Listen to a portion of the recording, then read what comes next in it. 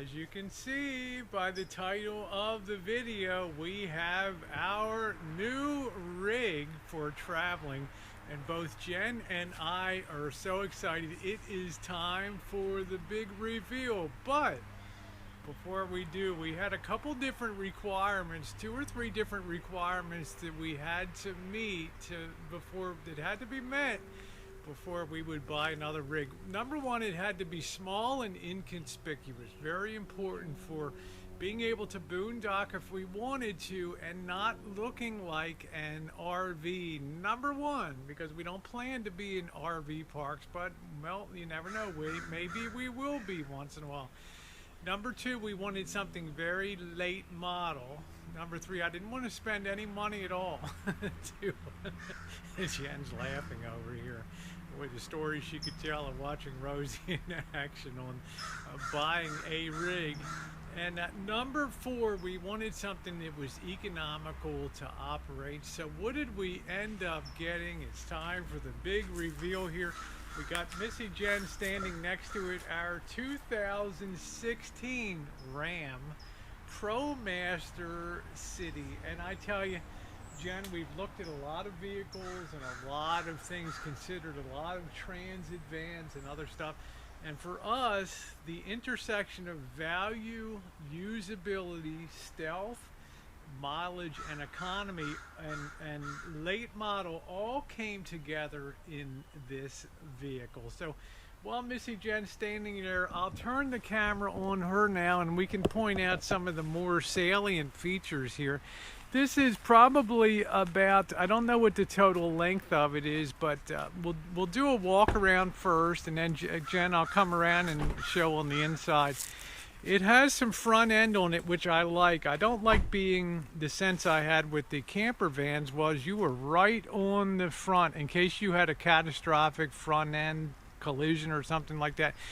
You were definitely the first one on the scene of the accident if something bad happened. You were right there at ground zero. As it is here, we have about 4.5, 5 feet between the steering column and the front, which I really, really like. This is built on the, it's actually built on a Fiat model from Europe that's very successful for tradesmen. Yeah, the Fiat, based on the Fiat model, which has been very successful in Europe. It's a right-sized vehicle for regular duty. It's economical and everything else. So I'm going to do a quick battery change and I will be right back. All right, the battery change has been done. Got I think a very handsome front end on it.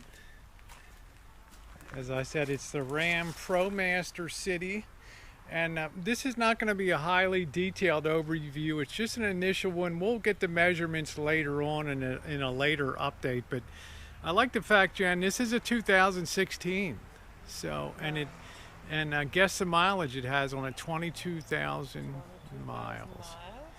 Which is, yeah. What I really like is that it's very low to the ground. Yeah, she'll demonstrate how easy it is. Get in, and also sliding doors on both sides. Yeah, not just one side, but both sides. And a lot of other amazing features. All right, we'll continue doing the walk around here.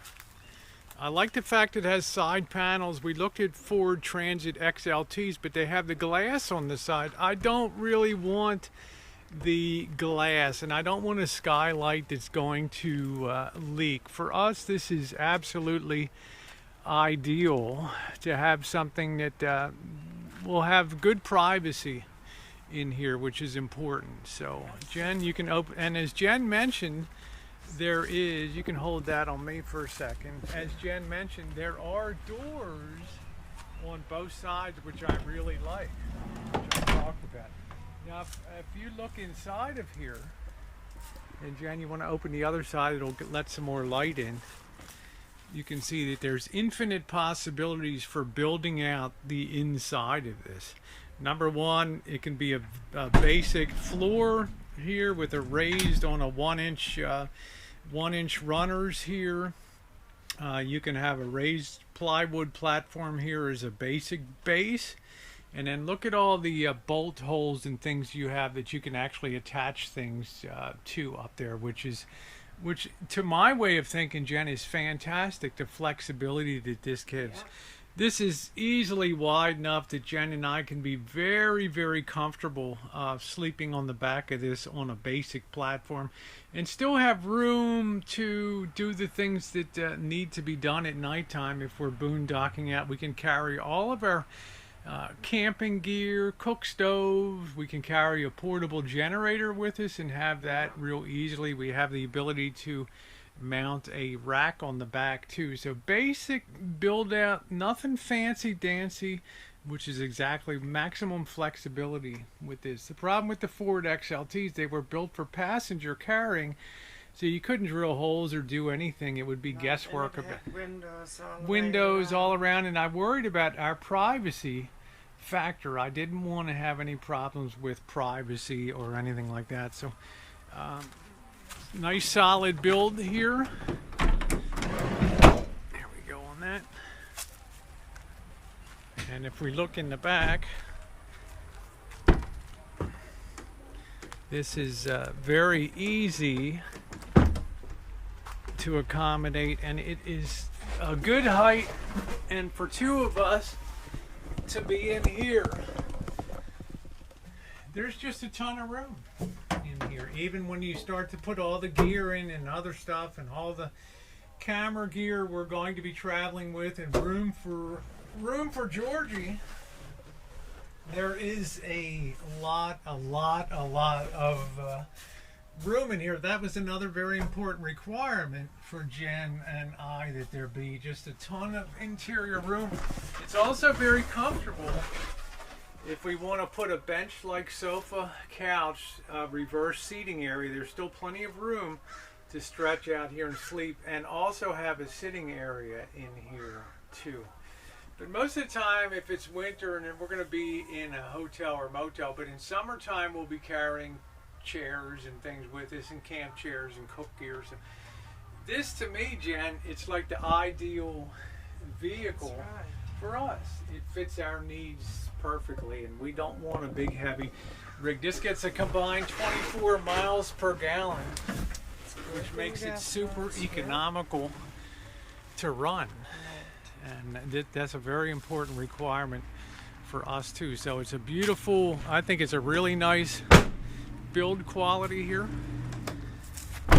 and it's kind of fancy looking too on that.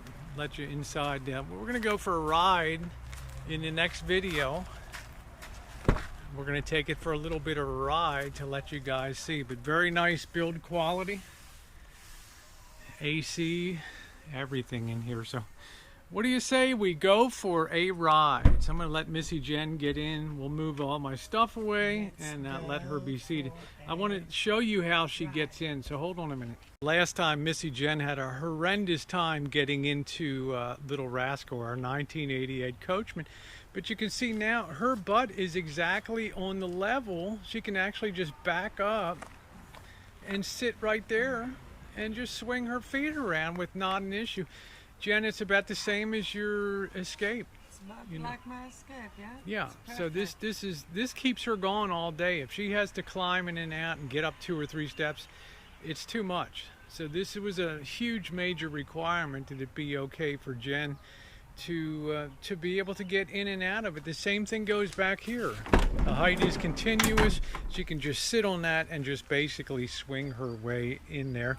Or she can come up, turn and come up center aisle right here. Well, it's a little difficult. It's a little tight in there, but trust me, this is so much easier for her. Yes. You know, there is really basically no step here, which I really like. So for Jen, it's total victory. For your absolutely total victory. Well, stay tuned for the next video. We're going to go for a little bit of a ride here. I'm going to put the camera in Jen's hands, and there it is. Huh? Boom, boom. Woo, turn that, there it is. We're going to roll that beautiful beam footage on the road. Let's go.